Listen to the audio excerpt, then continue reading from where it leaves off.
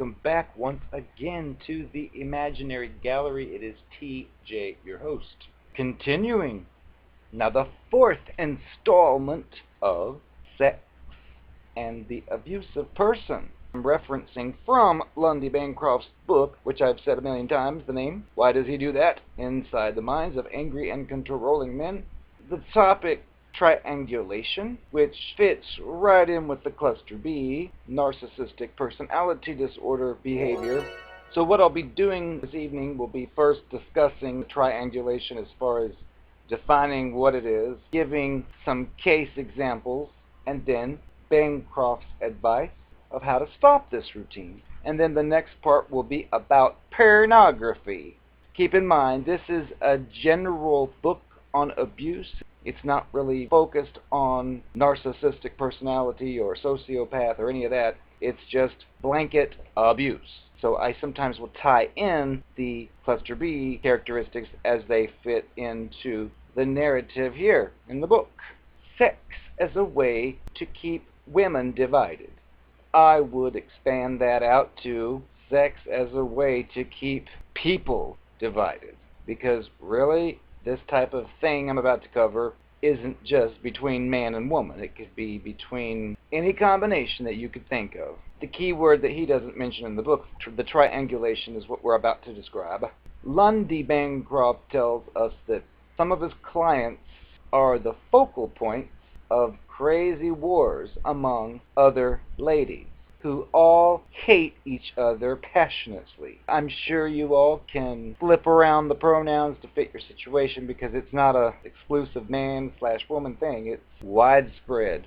Now the man, in this case, or the abuser in this case, creates and feeds these battles by being sexually unfaithful, making promises to many different women that he's going to pursue a long-term relationship with each one of them, bad-mouthing other ladies to each other, getting women pregnant, and making them all feel sorry for him.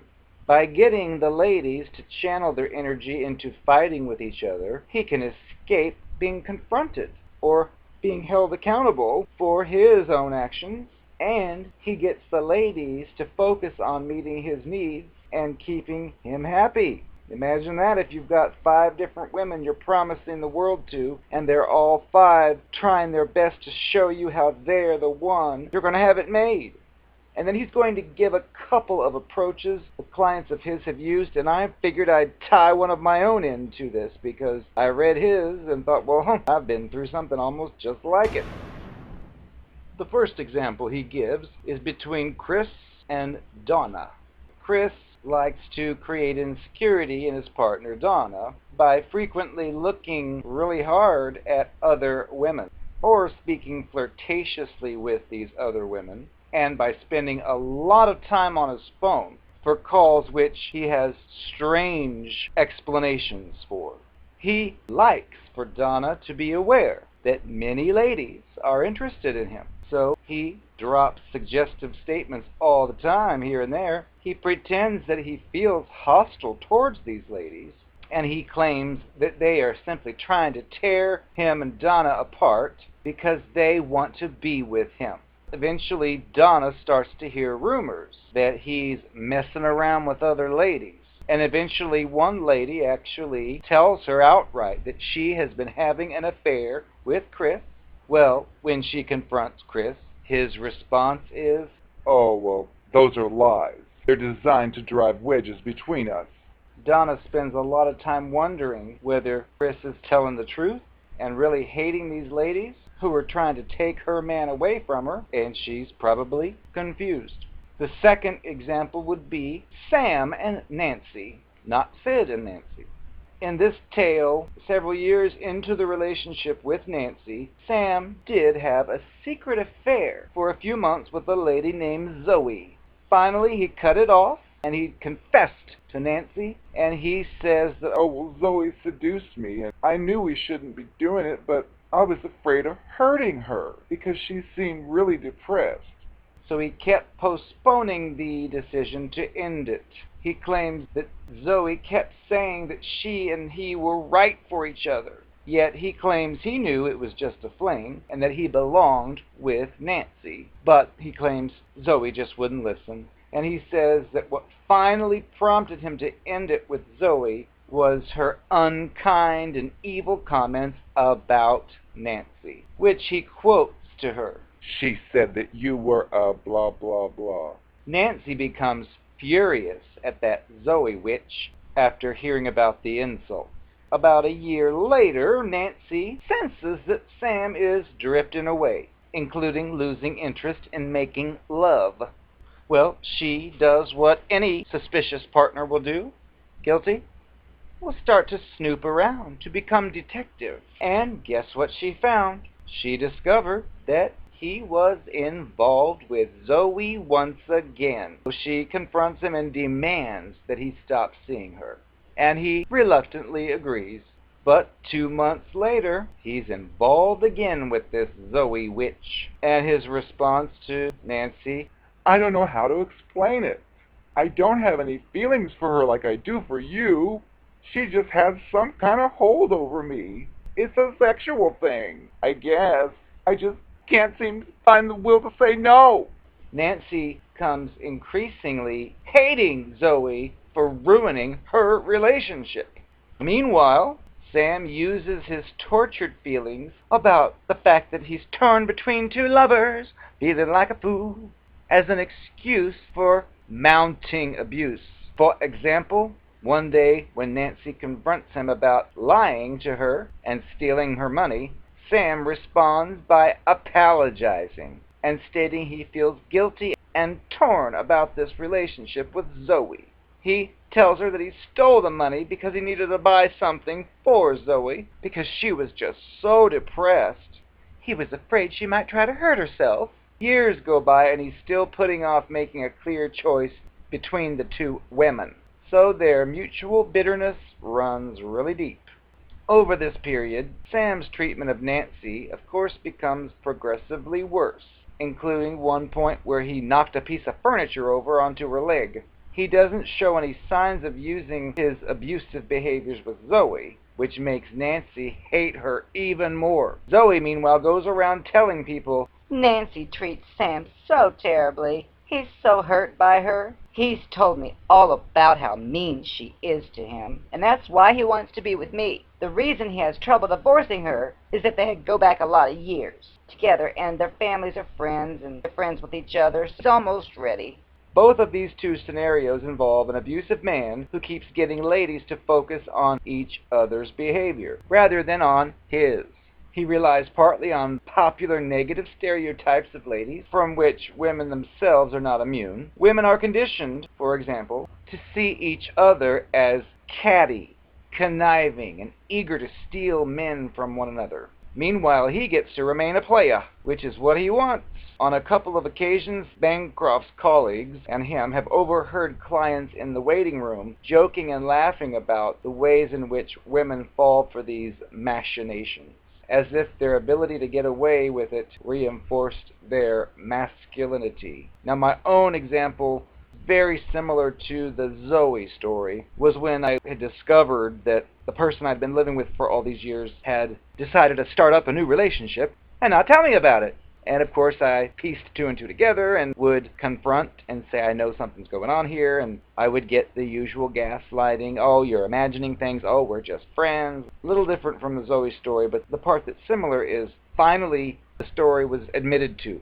After all the gaslighting, where I'd be piecing clue and clue and clue together right in front of the monster saying, I know this is happening because la la la la la, and every time it would be, oh no, it's your imagination, you're making things up, and finally it comes out, which I felt relief and horror at the same time. But I remember that before it completely ended, I thought I could talk some sense into this creature, stating that this new toy of yours is just a kid, it's dependent, unemployed, it doesn't have a car, it is a baby and a troublemaker. That would be the kind of person you'd have an affair with or a fling or a trick with, but not somebody you'd want to take on full time. Which, of course, I was right about this whole thing, and that's all over with now. Restraining order in between. But I recall before this point, the creature was saying things like, Oh, I'm going to tell him it's over. then there'd be something thrown in like, Oh, but I did leave my rings over there. I'm going to have to go over there one more time. and I'd be like, no, you send the rings in the mail. I'll go over, because I thought there was some hope of saving things, but there wasn't. That's the kind of games they play where, oh, I'm going to finish and not see them anymore, but I do have to go once more. And I'm like, no, you don't. And then the triangulation occurred where it just so happens this troublemaker person was also living with its partner. Supposedly the partner was some tough person. And I said, I'll go over there. I'll get the jewelry. And I was told by this creature, Oh, don't you dare. The boyfriend will kill you if you go over there. and I think, oh, that's nice to know you're hanging around with murderers. How to stop this routine. Bancroft tells us that women can interfere with these manipulations if they keep the following principles in mind, which this applies to anybody. Number 1, an abusive person lies a lot. Really? Don't believe what he or she tells you about what's happening in the relationships with other men or women, including what those women have supposedly said about you. Number 2, communicate directly with other women as much as possible to compare the stories about what he's saying to you and doing so that he can't play you off each other. Number 3, if the guy cheats, that is 100% his responsibility. Do not let him channel your anger towards the other person as if he was some kind of helpless victim of a seduction. Abusive people love to portray themselves as unable to control their hormonal urges, which is total retarded nonsense. Number 4, apply the principle of no third chances.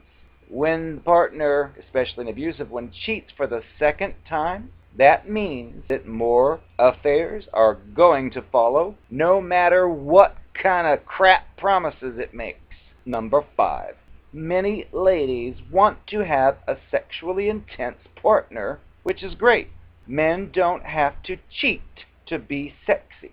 Abusive men love to create the impression that their wandering in other bedrooms is a product of how passionate they are. But the reality is that sexual passion and faithfulness are entirely compatible.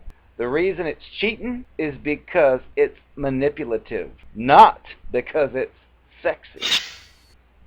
The next part of this section is called the role of pornography. Bancroft tells us in pornography that's geared towards heterosexual men, the ladies are portrayed as very simple. They're always in the mood to do it, and they never say no. They have no sexual needs. They don't have any needs of any kind of their own.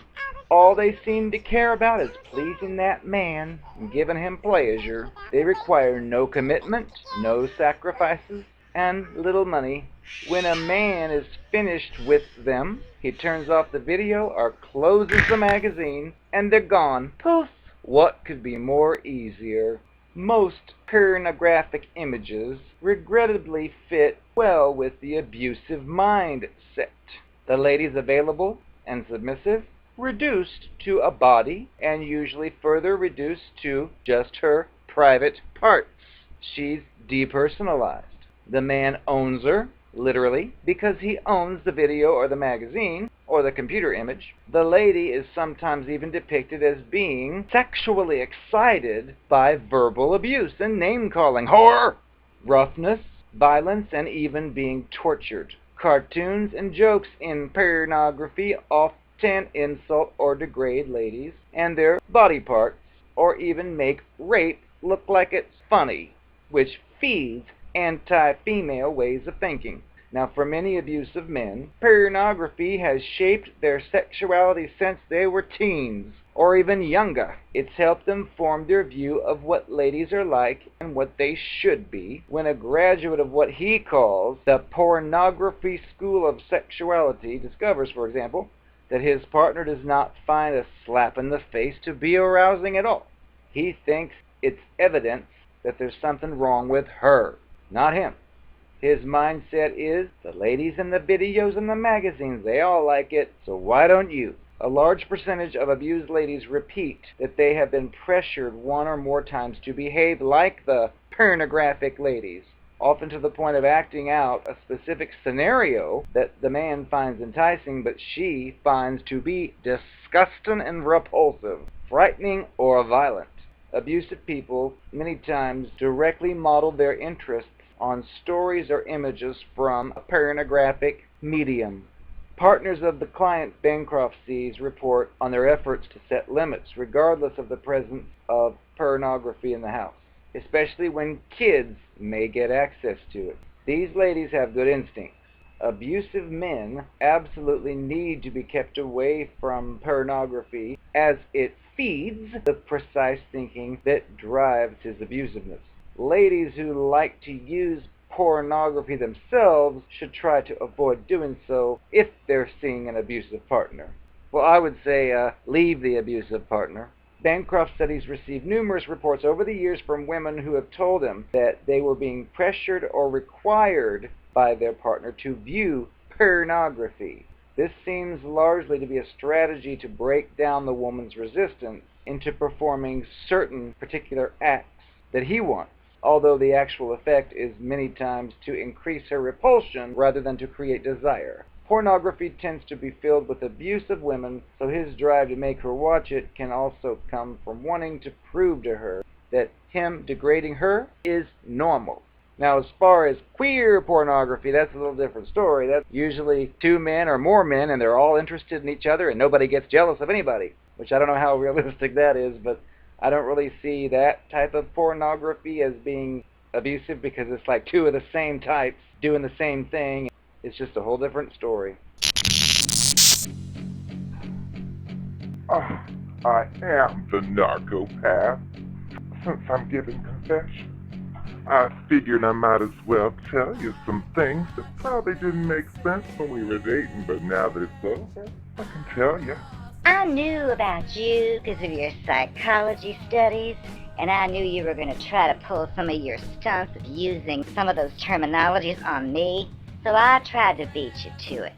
For example, when we barely knew each other and found out that one night after our first romantic weekend together, I went directly to my ex, which really wasn't my ex. I just told you it was so I could get into your bed. And you criticized me, jumping from your bed into his bed. And I just told you, oh no, nothing happened. Well, it happened 2 days later. That's the best I could do, even though I was doing it as soon as I got there. But you did not need to know this. But the point was, we were casually seeing each other, and you happened to reveal to me, that you had gone out with another person, another lady. I found out that you were out with her in the same 24 hours as you came to see me. I'm sure your visit was innocent. Mine, of course, was. But I know you were going to try to accuse me of what you all call projection. So what I did instead was I set you up to look like you were the one projecting, because I made a big stink about the fact. I said, I can't believe you were just with her just a few hours ago, and now you're here with me, nude in the bed? How could you? Which was a setup because, duh, you knew about my previous encounter, and what did you do? You said, what do you mean? You were with the other person that one time. Music to my ears. I got you to look like you were the one abusing me. See how that works? It happened many a time.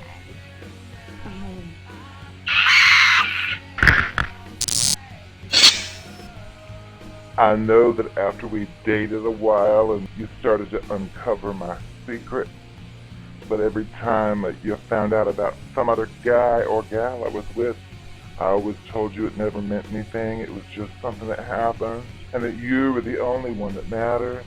Well, you finally got sick of hearing that. I did my homework. I mirrored you so well. I knew that if I left enough of my things in your house, you'd be thinking of me and coming crawling back to me like they always do. That's right. Sure enough, it happened. You came crawling back to try to work things out after I strategically planned a fake social media tirade that stated I was heartbroken and alone and that I should never have let you, without saying your name, go. I knew you'd take the bait and you saw it because you thought that I saw the error of my ways. It was you who called me and wanted to meet for coffee. Nothing dirty, nothing filthy. Which, of course, ended up with you drinking champagne out of my high-heeled shoe and licking my Virginia again. Oh. Look at this creature I found. What kind of creature are you? What are you? A squirrel? A mouse? A rat? What are you? Look at you. It's a little creature. It must be a mouse. I'm gonna eat you. I'm gonna eat you raw. No rats or other animals were harmed during the making of this film.